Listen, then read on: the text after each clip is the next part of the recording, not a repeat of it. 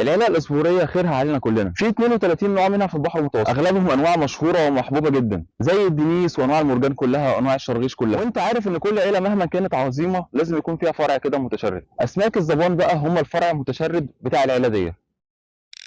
بسم الله والصلاة والسلام على رسول الله. أهلا بيكم في قناة السمك في اسكندرية، معاكم عمرو أبو الوفا، والنهارده إن شاء الله هنتكلم عن سمكة الزبان. سمكة الزبان في منها 3 أنواع في البحر المتوسط. أول نوع مش معروف في اسكندرية وهو الزبان الوردي، وده لأنه موجود قرب المغرب العربي وبيعيش على أعماق كبيرة جدا ممكن توصل ل 1000 متر، كمان حجمه صغير بيكون في حدود 12 سم تقريبا، بالتالي هو مش مهم في الصيد التجاري ولا مهم في صيد الهواة. النوع الثاني من أنواع الزبان وهو الأكثر شهرة، شكله قريب جدا من سمكة الموزة، بس سمكة الموزة جسمها مبروم، هو جسمه مبطط وفيه خطوط صفرة كده خفيفة على جسمه وبقع سوداء تحت الزعنفه اللي في الجنب. لو السمكه مش طازه اول حاجه البقعه السوداء دي بتختفي. النوع الثالث من انواع الزبان شبه النوع المشهور ده قوي بس اعرض بكتير، تقريبا عرضه زي عرض سمكه البطاطا الصغيره. في ناس بتقول على النوع الثالث ده هو النتايات بتاع النوع الثاني، بس انا هقول لك لا، والدليل ان في النوع الثاني كان البقعه السوداء تحت الزعنفه اللي في الجنب، اما في النوع العريض اللي هو النوع الثالث بتكون البقعه السوداء بالظبط في نص الجسم. بس انت عشان تعرف مكان البقعه السوداء بالظبط فين لازم يكون السمك ده كله طازه. سمك الزبان بيعيش شرق المحيط الاطلنطي، بما في ذلك سواحل المغرب العربي وسواحل البرتغال والبحر المتوسط والبحر الاسود. يحب جدا القاعان الرمليه والقاعان الطينيه بالذات اللي فيها اعشاب كتير، وبيعيش على اعماق من 150 متر ل 170 متر، واقصى عمق مسجل ليه هو 328 متر.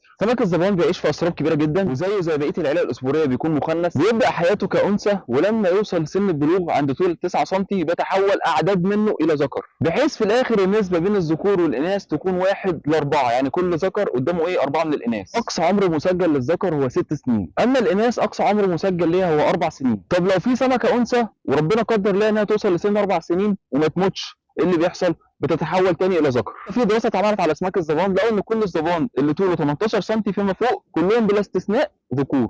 طبعا الحجم اللي هو ده من 18 سم ل 24 سم ده عمرك ما هتلاقيه في اسكندريه. الحجم الشائع هنا هو من 10 سم ل 15 سم. اسماك الزبان بتتكاثر مره واحده في السنه، عندنا هنا في اسكندريه تقريبا من شهر 3 لشهر 5. وقت التزاوج ده بتتحول فيه الوان الذكور الى الوان زاهيه وجميله. على فكره انت مش هتشوف الوان السمكه دي غير وهي حيه في ارض التزاوج، في موسم التزاوج وقت التزاوج، حتى لو اصطدتها وطلعتها بره الميه الالوان دي هتروح. في موسم التزاوج بقى بيبدا الذكر في عمل عش عباره عن حفره صغيره في الرمله او الحصى، عشان كده هو بيحب القاعان الرمليه والطينيه، وبتضع الانثى البيض في العش ده ويستمر الذكر في الحمايه لحد ما البيض ده يفقس. بعد ما البيض يفقس ترجع الوان الذكر لالوانه الطبيعيه وينضم للسرب عادي. بالنسبه للصيد، سمكه الزبان معشوقه الصيادين المبتدئين الهواه، وبيطلعوا عليها تسقيط من ميامي لانها بتكون جعانه واعدادها كبيره جدا، بيكون صيدها سهل وبتطلع بكميات كويسه. فلما الصياد المبتدئ يطلع منها بتاع 5 6 كيلو كده وهو لسه بادئ طريقه في الصيد، ده طبعا بيكون تشجيع ليه ان هو يكمل في الهوايه. بالنسبه للاكل هي تعتبر درجه ثانيه في الاكل، وانت بتاكل كده تحس ان طعمها مخفف، يعني تحس ان انت مش عارف توصف طعمها لان هو مفيش حاجه مميزه، لكن بتتشوي رده ماشي حالها بيبان فيها شويه الشوي، وجميله برده في التمليح. حتى في منطقه في كرواتيا اسمها دلماس بيصطادوها مخصوص عشان خاطر يملحوها. اما في اماكن ثانيه زي اليونان وقبرص بيقولوها كده على بعض بحالها بنحتلها، وياكلوها كده على بعض بالراس بالشوك بكله، يعني بيتعاملوا معاها معامله البساريه. سعر سمكه الزبان بيكون اقل من نص سعر سمكه الموزه، بس غالبيه التجار مش بيبيعوها لوحدها. امال بيبيعوها ازاي؟ بيخلطوها مع سمك الموزه عشان يوهمك ان هو بيبيع بسعر اقل. ازاي برضه؟ يعني مثلا الطاوله كده بتكون مخلوطه نص زبان في نص موزه، ويقول لك تعالى خد موزه بسعر 3/4 سعر الموزه، فانت طبعا تقول دي صفقه، يعني سمك موزه وب3/4 سعره، يعني هو ب 100 مثلا فالكيلو من هنا ب 75،